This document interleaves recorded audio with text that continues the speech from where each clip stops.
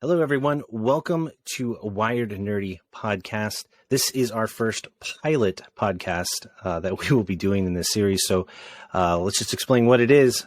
My name is Keith, and I'm here with one of my best friends in the world, Doug, my co-host. Yeah, he's like the Andy Richter to my Conan O'Brien.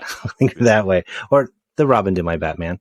Or I can be Robin. That's fine. He turns into Nightwing, so that's kind of cool. But so we've been wanting to do a podcast for a long time, right, Doug? I mean, we've talked about it. We really want this just to be more of a creative pursuit and really share the conversations about topics and things that we enjoy and just general conversations that we have as friends anyway. We'll have guests on the show that pop in and out. This podcast wasn't just something Doug and I wanted to do. I have other friends that have been interested in it, but you know how lives are, get busy, but we'll have some of them dip in and dip out. The name itself, Wired Nerdy, which we'll talk about here in a little bit, actually didn't come from my ideas. Friends of mine, Justin and John, and we'll talk about them and just the nature of all of that. But we may get no followers. We may not have anybody ever listen to us. That's no big deal. We're doing this for fun. We think the things that we're going to talk about are cool.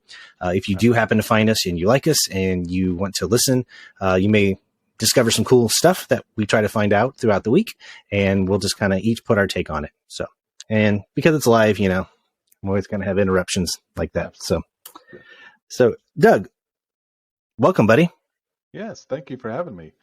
No problem. I believe this podcast is just two friends getting together, talking about things that they're really passionate about. Exactly. And we're always going to try to have topics ahead of time. We want some structure to it because there's like a billion things like I know that we want to talk about.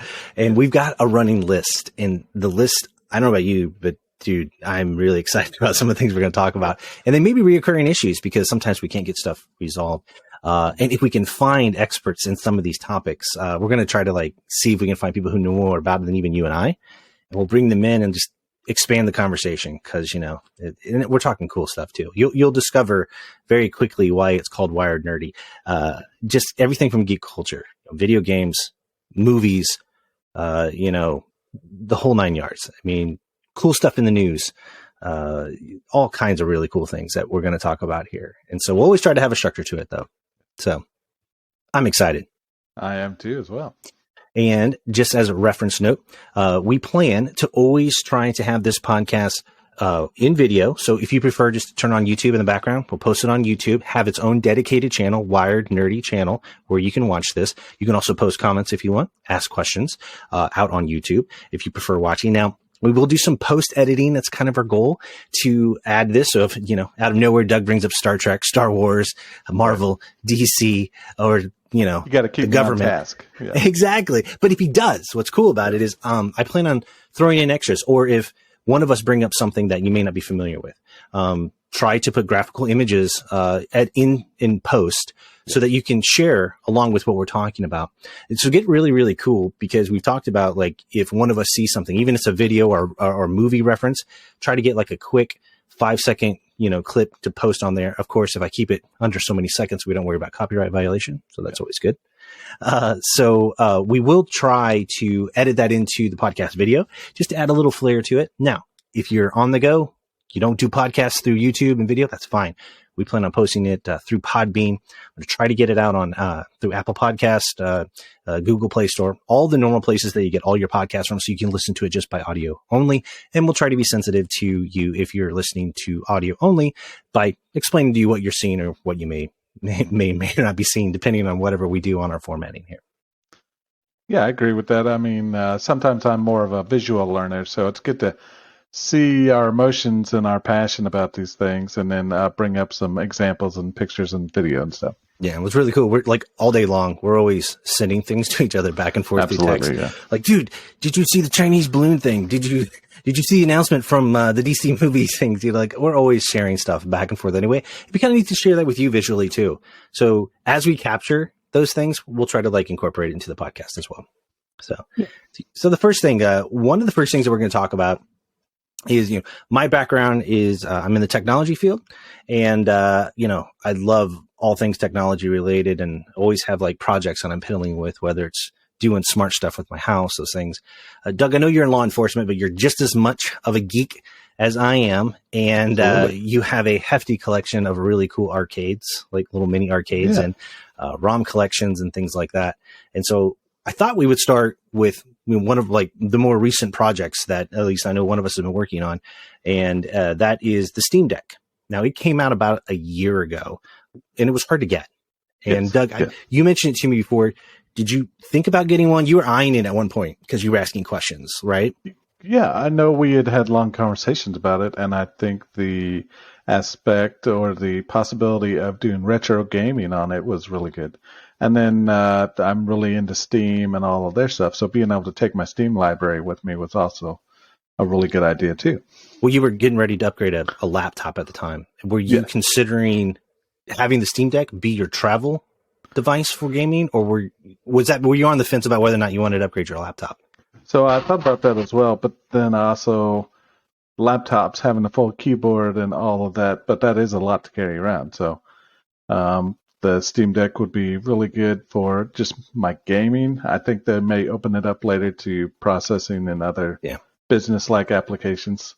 Yeah. But as far as gaming, yes, I thought about getting one of those.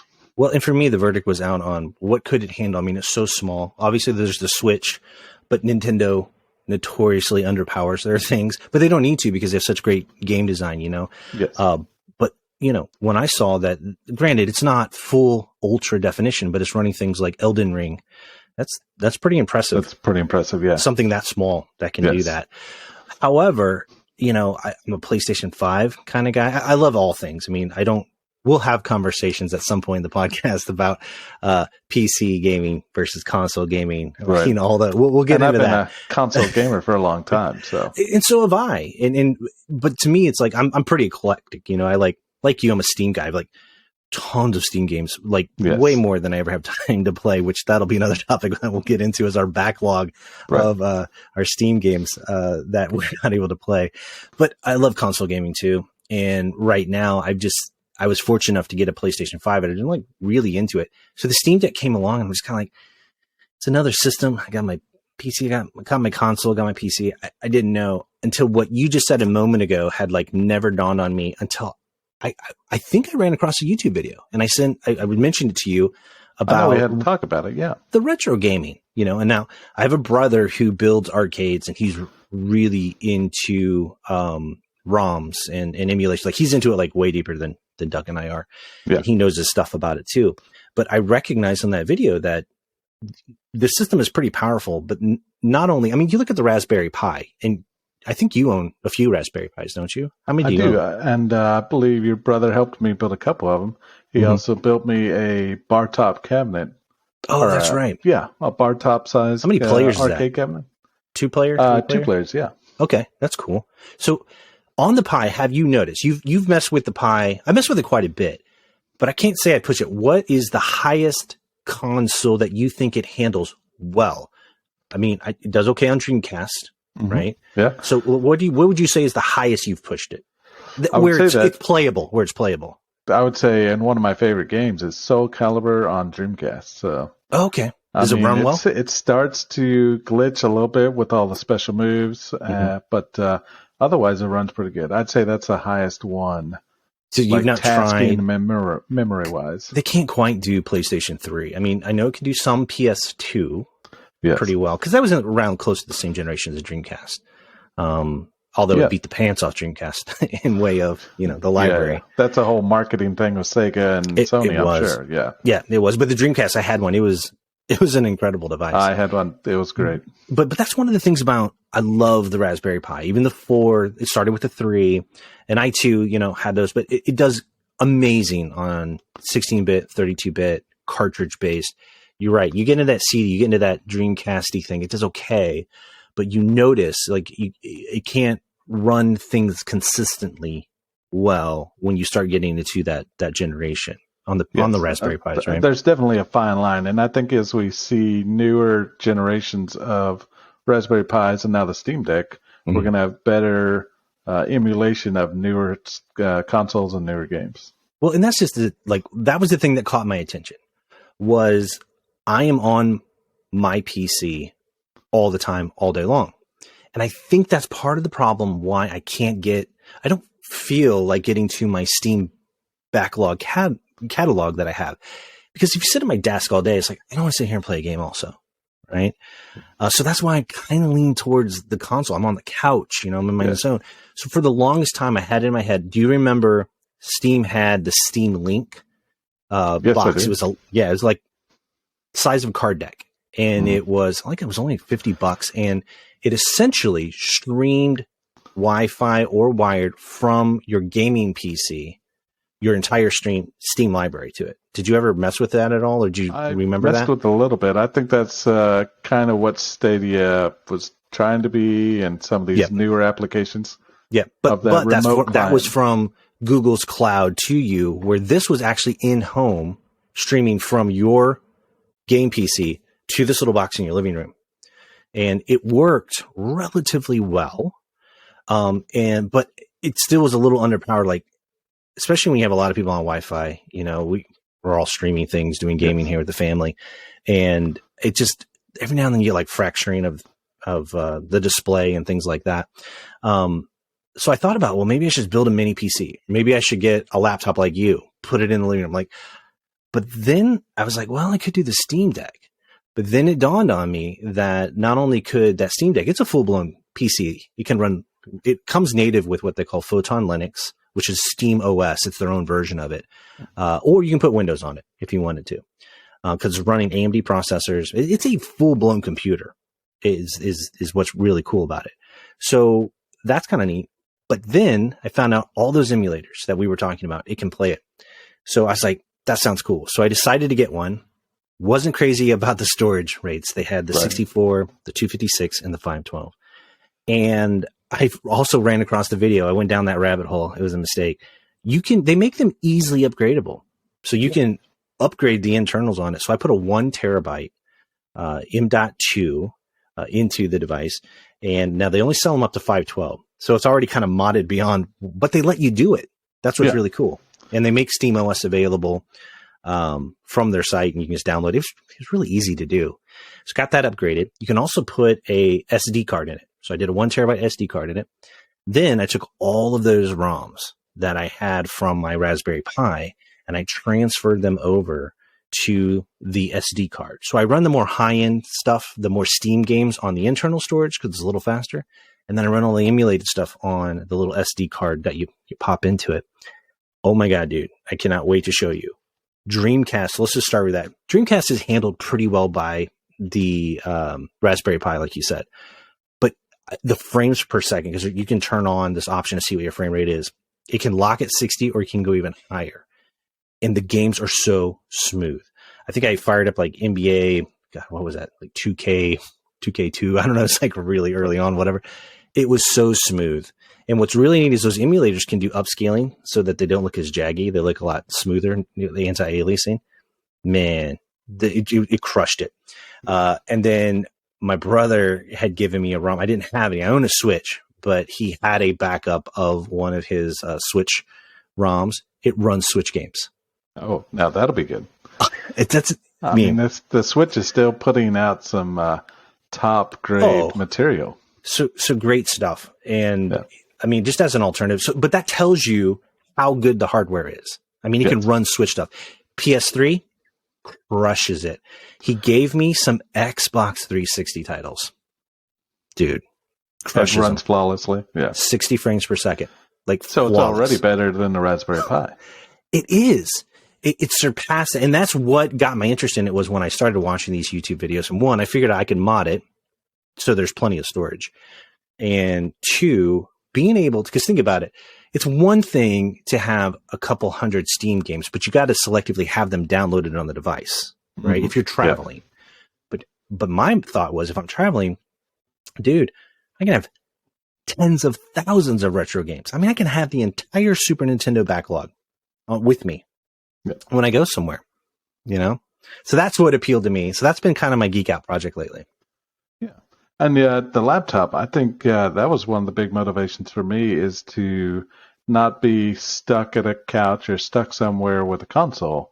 Is that nowadays with cross play compatibility and all that, I can take some of the same major titles on console and take it with me on vacation or to work or somewhere else. You blew my mind remotely. Yeah, you blew my mind on that. Actually, you changed my mind on it, because I remember we tried to play consistently once a weekend a co-op game, and I think we were heavy into Aliens Fireteam Elite. Yep, on PC. And I Good remember, times there. What state were you in? You went with Arizona for a family member. Yeah, I had a family trip in Arizona, I believe. Okay. That's what I it was. took my first laptop and you got hooked up in the hotel. I believe so. It was great. Yeah. Oh my gosh, it and was so that cool. kind of helped me think about, I need a second laptop that's a little more powerful that can run these games a lot better. So there you go. It was a great idea. Yeah. Yes. I mean, some of these gaming laptops are they're super, super impressive. Mm-hmm. And when just the fact that you were able to like not skip a beat, join your friends gaming from like many, many states from wherever you were. It's been a big selling point for me. Yep. Definitely. Oh yeah. Well, now I have that option with the Steam Deck. You know, I know you and I we've been really hot and heavy in World War Z. Yes. Great game, by the way. It runs flawlessly on the Steam Deck. Now, a lot of things on the Steam Deck, you're not going to run them in ultra mode, but you don't need to because the screen is smaller. And then the other aspect of it that I really like is to work on my back catalog, kind of recircle back around on my first point. I have a dock. I can plug that into my television in my living room, Bluetooth keyboard mouse.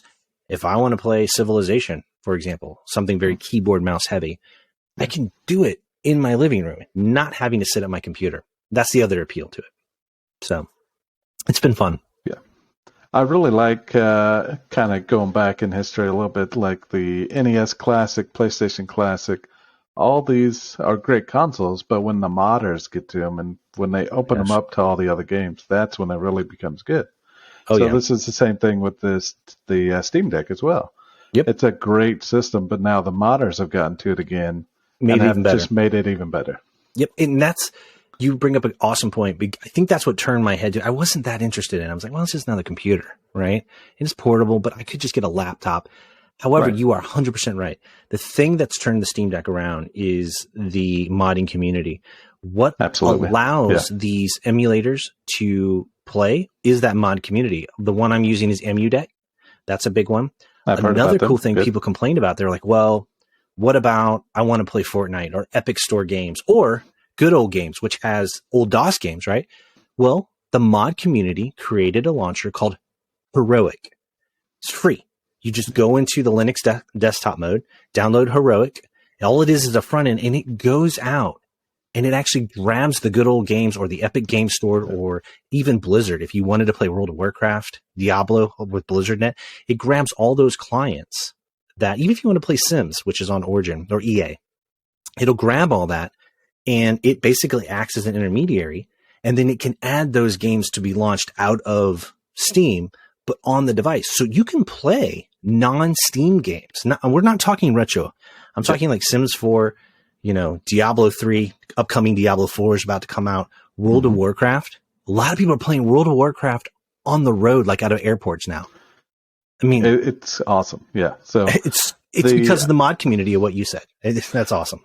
And I think we're just seeing like the modders are going to get better and better and better. So the Steam Deck is going to be really good. It is. And I think it's going to last, hopefully, for a long time. It will. But a lot of people are pushing already for like higher end specs, which, is going to happen at some point. Yeah. There's a website, if you're not familiar with it, called iFixit. If you watch any of the tech stuff, I mean, they sell really cool toolkits and things like that. However, they have an agreement in with Valve, who makes the Steam Deck, and every single component is repairable. So if you wear out your thumbsticks, you can replace them. In fact, they even have upgraded thumbsticks that won't drift on you. I think the ones that it shipped with are the analog based ones, where they have other ones that are magnetic, adaptive. They have different ones. You can even upgrade and put better thumbsticks on it, or screens, or you can replace the screen, I should say. So the thing is completely repairable, which I think is really smart. And I did. I mean, I think I took a total of like 6 screws off the back, popped it. And in the edit of this, I'll make sure I post a picture of us talking about it here, of what it actually looks like when it's open. It was a great operation. Oh yeah, it was, and it only took a few minutes. And to throw the OS back on it, it's just like a PC. I just took the OS on my PC, put it on a thumb drive, plugged that thumb drive into the Steam Deck, held down a button to like go in the BIOS and say boot from the USB, immediately launched SteamOS, started to install it. It formatted the new terabyte drive and just went. It was cake. It was like back to gaming right away. Yep. Oh my gosh, it was incredible. It was so easy. It was so easy. And the 1 terabyte, honestly, I was shocked. Now it's not with M.2. If you're not familiar, there's different ratings. There's like, the 2080s. There's different number. There's 2030s. All that does is that indicates the length of chip. So I know like your laptop, you added an M.2. It was a longer one, wasn't it? Yeah. I believe it was the, that 2280? I can't remember. 2280, yeah. Yeah. And this then, one I think is like a 2230. So it's shorter. It's the same technology. It's just the chip's not as long. It's like yay big because it's obviously smaller. And it was the same. It was being able just to pop it in. I think like grand total for a terabyte, it was like $120. Which, I mean, really, for an SSD, that's not bad at all. That's exactly. That it just makes your games faster, gives you a little more storage, put all the good stuff on there. Yep. And it was funny because we have this really through work. We use Slack for our corporate talking. And there's a internal team, just like they have clubs at work or, if you have a school organization, I found a Steam Deck club and I joined it. Good. And what's cool is I posted in there what I had done and I just offhandedly make a comment. Well, I don't know what to do with the chip that I have left. Somebody goes, "Oh, I just went and bought an enclosure for $10 on Amazon, and now I have a spare like thumb drive." And I was like, "Oh my god, that's genius!" So I did that. I went out, I went on Amazon, and I bought an enclosure. It was super cheap. It's like $12, and then I put the prior chip that was in the Steam Deck, like the stock one, in it, and it's just USB enabled. Plugged it in, wiped it. Now I have a spare thumb drive for more ROMs and everything else. So this is a really good suggestion. So So that's been fun. I'll tell you that, man. I'm looking forward to when I travel. I'm gonna take it with me. I will say, like I've liked it more than I thought I would. There's even been moments where I'm like, man, I may not play my Switch very much anymore. I may pivot, but especially if they pull up the Switch emulation. They do. You got to be careful with that though, because just ripping ROMs, you already have to own the game, stay legal here, right? Yep. But those games take up a lot of space too, though. I mean, the higher you go, whether 360 and above, I mean, oh my gosh, I mean, those were full on DVD size, so they did gigs and gigs, and it would be the same for the Switch, even though it uses the cartridge. I mean, those are pretty big ROMs. I mean, they'll take up tons of space. Yep. All right, brother.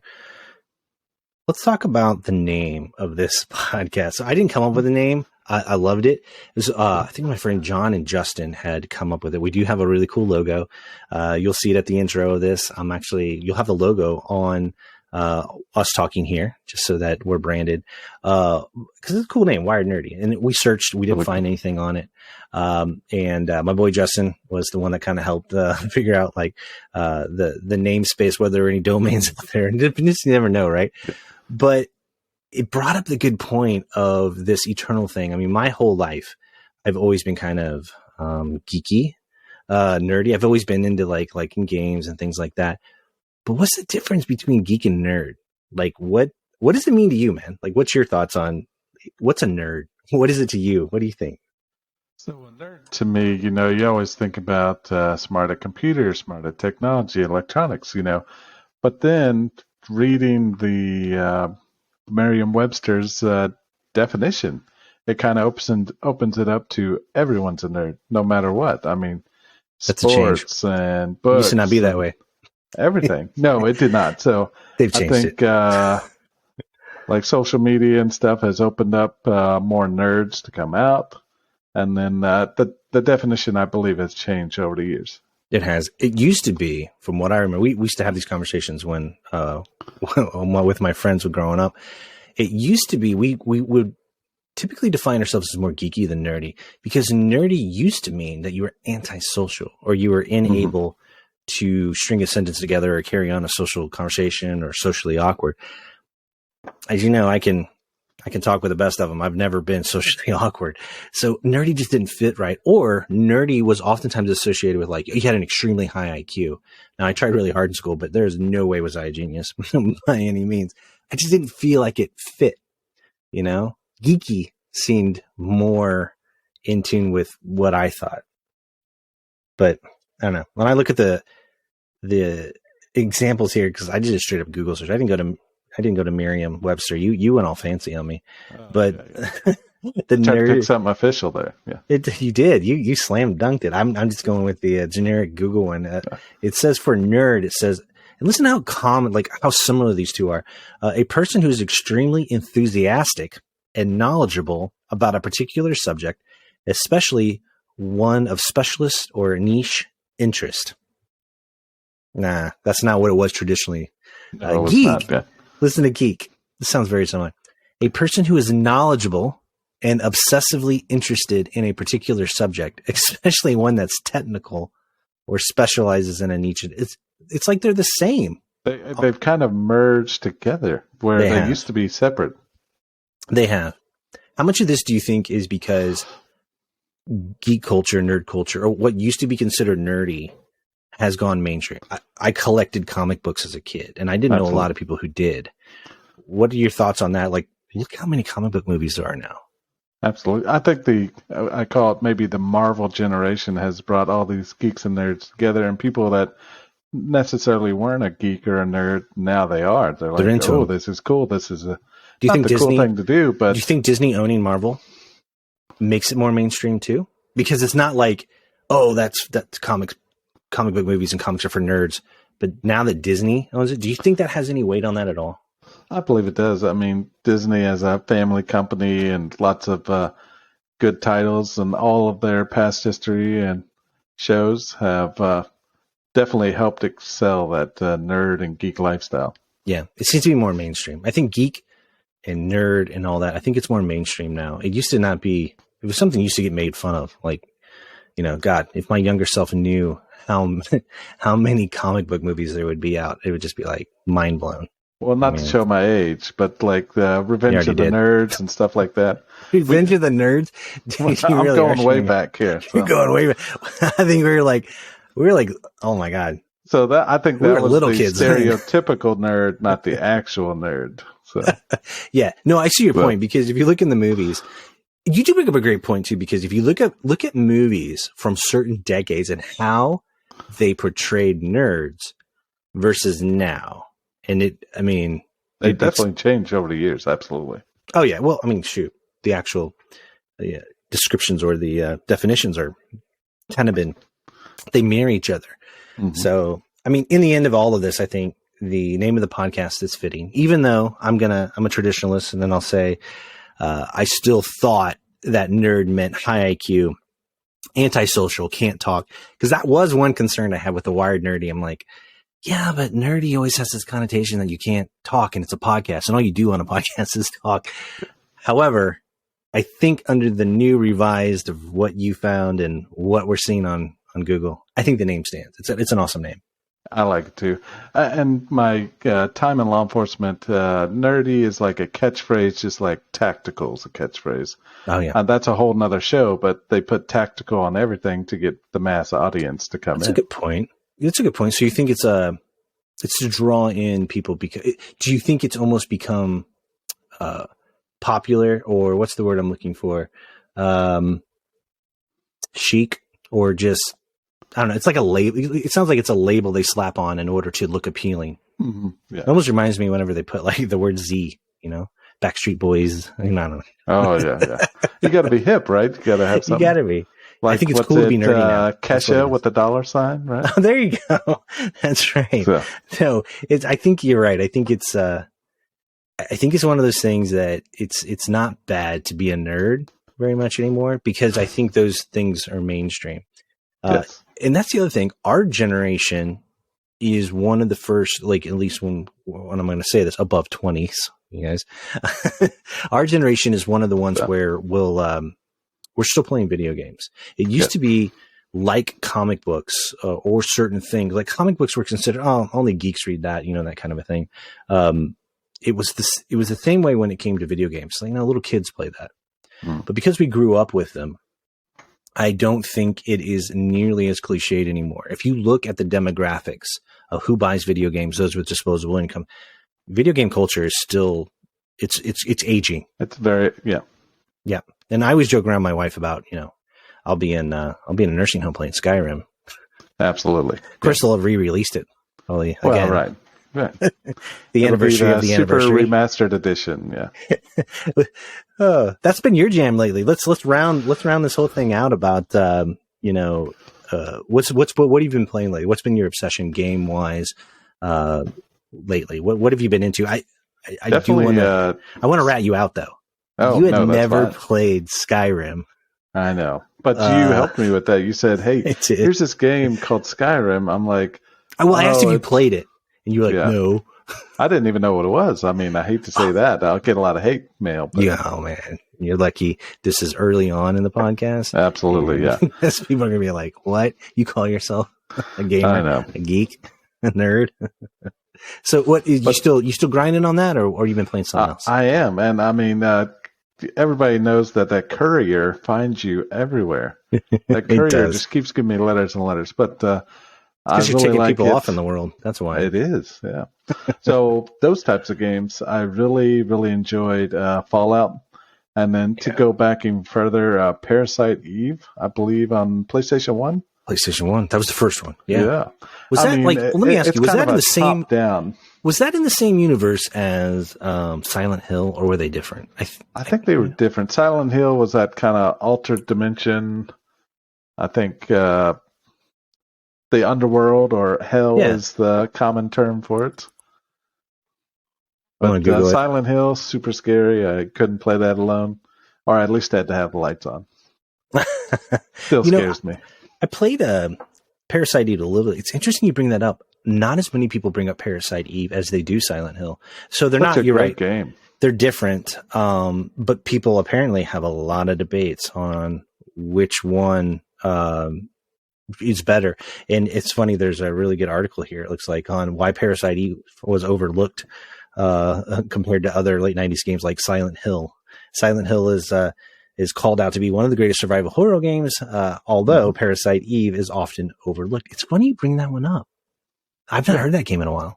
I have fond memories of playing that, and then, the New York setting, backgrounds. Did you beat it? I would have to remember. I don't think I did. No, that boss is really tough at the end. Is it similar to Resident Evil? It's the top down. It's been a long time since I played it. Yeah, it's more of a top down version, and I would relate it to, and not to get any hate, but like Final Fantasy, where you build up your character and you work on some not necessarily spells, but skills and. But it's not turn based per se. It's more action RPG. Yes. So when the enemy is shooting at you, you can kind of move out of the way. Okay. So do your thing like that. So like later you don't have Final to stand Fantasy. there and take it. Yeah. Sounds like later Final Fantasies when they changed that up.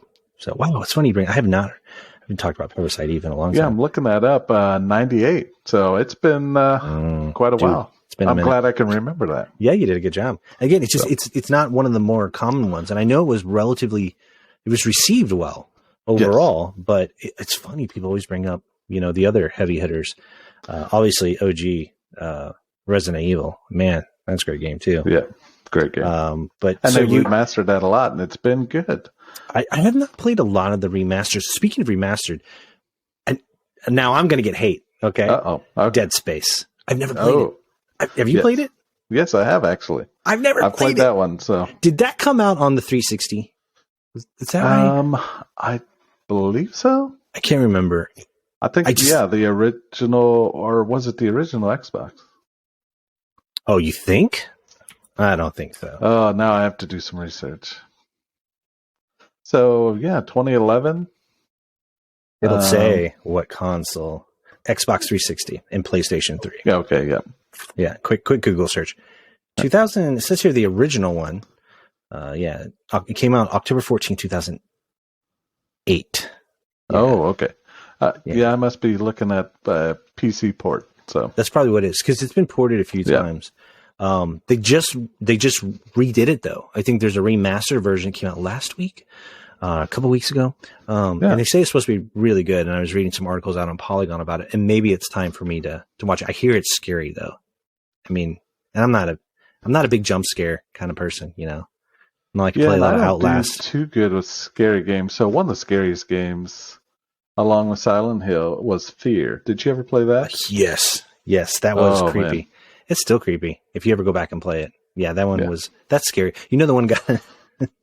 One time, a friend of mine it was one of the first times that I tried VR, and I watched somebody do it, and it was Alien Isolation in VR. Oh my God. And actually, if you want to laugh, go out on YouTube and search Alien Isolation VR. Oh my God. There's people filming other people playing the game. So one girl's crying. I mean, it's like, it's insane. That is some of the good videos to watch, like an older generation with VR headsets. Oh yeah. And then running into walls, tripping over things, freaking out. I see the one with the guy. He tried to dive. He slammed into the TV. Yes. Oh man, there's some great epic fail videos on there. But yeah, maybe it's time for me to go back and try Dead Space. I hear it's supposed to be a classic. It's supposed to be amazing. But I never played it. So yeah, man, I have to pick that one back up at some point. Maybe a Steam sale. I know there was a Dead Space 2, but I think there's actually a Dead Space 3. Did you know that? Yeah, I only played the first one though. Yeah. Dead Space 3 was 2013. The first one I know is held in the highest regard. So again, now I'm going to get like people hating on me for like, how can you not know this? So yeah. So you've been still trekking along on your Skyrim though. What's your build character that you're preferring on that right now? The Dark Elf and the Archer. I just something about shooting that arrow 100, 200, 300 yards. Sniping. I'm getting a lot better at it all the time. You sound like my son. He's the same way. Anytime he plays that game, he always goes Archer, and he just snipes them from so far away. And then we talked about it, the crossbow. The crossbow is amazing. It kind of stumbles them. Is that the difference? Is that it can actually make the characters stumble? It stumbles, yeah. So the dwarven, and I'm gonna have to look them up. They're like the bots in Star Wars: Attack of the Clones. They kind of roll around the ground. They're in the dwarven, the Doomer. They have a certain name for them. They're the golden, different druids, and I know there's a Sentinel Guardian. It's a really big one. Then they roll on like wheels and things like that, right? And then the little gold spider bots on this, So that's what got me into crossbows. I was picking up these bolts, and I'm like, well, every time they shoot me, my character knocks back. So I need to find a crossbow. Yeah. Oh, I don't know if I would have put two and two together. That does happen to your character. I never thought about that weapon doing that if you used it. I've never been a crossbow person. I never tried it. And it's so funny. Great. I've played that game so many times. I've bought it 50 billion times. I swear on so many. They keep re-releasing it. I keep buying it. It is incredible. I still hadn't tried crossbow. You know, I've mage, done that.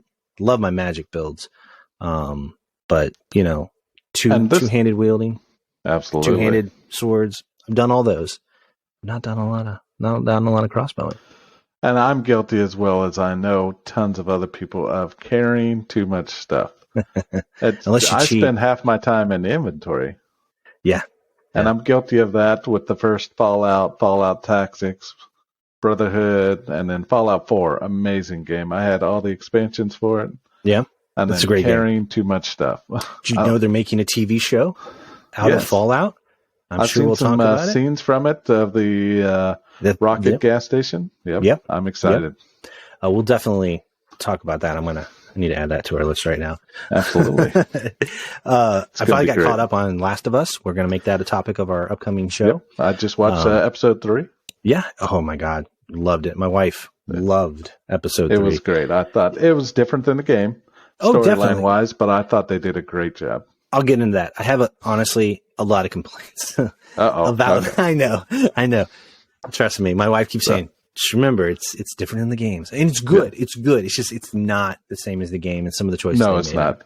But I love the Naughty Dog games. Like that's one of the main reasons why I still love playing my PlayStation. So it's kind of near and dear to my heart, you know. So it's kind of, I think my expectations are any high anyway. But we'll get into that show, and that brings up a note. Anytime we talk about those things, don't worry. We'll always put up a warning about spoilers. So we won't dive in or say anything on shows and movies without a spoiler warning, because we want to be sensitive to that. I don't want to ruin a good time for you. No. I'll never forget, like I was, I think it was on Twitter a couple years ago. And it's a guy that I kind of knew from work, but we hadn't worked together in years. I never thought nothing of it. Out of nowhere, he tweets, "Oh yeah, I hate it when this, and this happened in this particular show." I think it was Game of Thrones. And I was like, I was mad. I was like, dude, what are you doing? Some of us haven't watched it yet. So I don't want to be that guy. So yeah, that brings up a good memory to me as well. I hate spoilers. I mean, anybody that kind of spoils a movie for you is terrible. That takes me back to doing some law enforcement work at a movie theater here, local. And the Force Awakens, you know, spoiler alert, Han Solo dies. Spoiler alert, if you haven't seen it. So, yes. Pause. Spoiler alert, Han Solo dies. But we had to literally warn people out of the movie, please don't talk about this, because we had really good attendance, and we had to say, hey, there's a lot of people waiting. Mm-hmm. They don't know what's going to happen. Please don't say anything. So, how sucky would that be? You have a crowd of people flowing out of the theater and a crowd of people flowing in, and as you walk by, this one dude said, "Oh yeah, you hear so-and-so died?" I'll be like, "Oh my God, I just spent tons of money on that ticket." And I think the diehard fans like us nerds and us geeks would say, I'm not going to ruin it for them. I want them to experience it just like I experienced it. Exactly. We want to be respectful of that, because that's the cool thing about a lot of this stuff is that we want to share it. We want to, you know, we want to be able to have these conversations and not ruin it for anybody, because it's cool stuff. It's neat. You know, absolutely. It's fun. So we have a lot of very cool things that we're going to talk about, whether it's TV shows. We don't quite have our agenda hammered out for our next show, but we will. We have a massive list of things that we're putting out there. I am excited between, you know, the Fallout television show. They're doing a God of War. I got to put that on the list. God of War television shows too. And it makes me nervous though, because it's great that they're picking up these IP properties, but I hope they're good. I hope they do them justice. And I think that's my concern about The Last of Us. And so far they have, but it's also that whole thing. It's not the same as the game. And you gotta, like my wife says, I gotta separate that out, you know? So we'll have tons of cool stuff to talk about, inbound as they continue to develop things. So.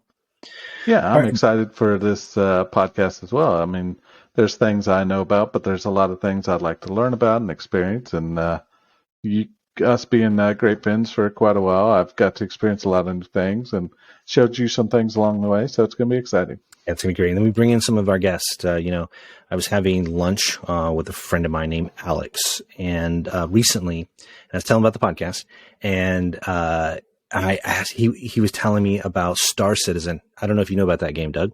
Yes. We will dig into that. I've not got into it, but I've wanted to. It's very controversial because of how long it's been going. It's been in alpha. We'll get into all of that. However, he's heavy into it, and he was an early adopter. I was an early adopter, but he's like way more earlier than me. And he is more consistent than me about checking it out, but he was telling me about it. And I was like, man, he knows a lot about this. And I thought, that's perfect. So I asked him, like, will you come on the podcast and talk about it? So at some point, as I run into people that, you know stuff or have something that they're really passionate about, or they're experts more so than you or I, we're going to bring them in and we're going to talk to them about it, pick their brain. So it isn't just us all the time sharing things. And it also kind of expands upon what you said a moment ago about, you know, this is cool stuff. We want to share it. And that's the kind of the fun thing about the podcast. So that's more stuff to look forward to. Yep.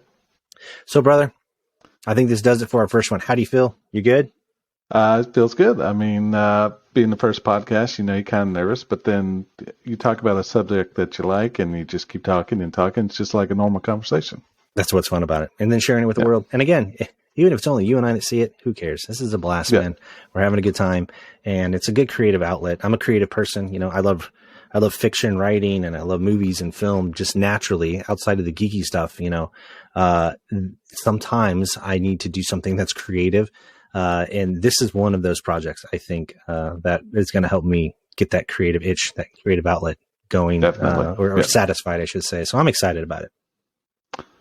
Yep. And I just love talking, I think. So I'll have a lot more to say in the future, but yeah. Well, they're cool conversations too, man. I mean, come on. That's fun stuff. Yeah. So I can't wait to share some of the list with everybody, what we're going to do. So we're going to let everybody go. We're going to sign off for our first podcast here, our pilot podcast. We're going to call this season 1, episode 1. Be back very, very soon with season 1, episode 2, and we'll keep on rolling through. If you have any comments if you're watching this from YouTube, feel free to drop a comment in there. Let us know what you think. And we are so excited about this, and we will talk to everybody soon. Take care. All right. See y'all.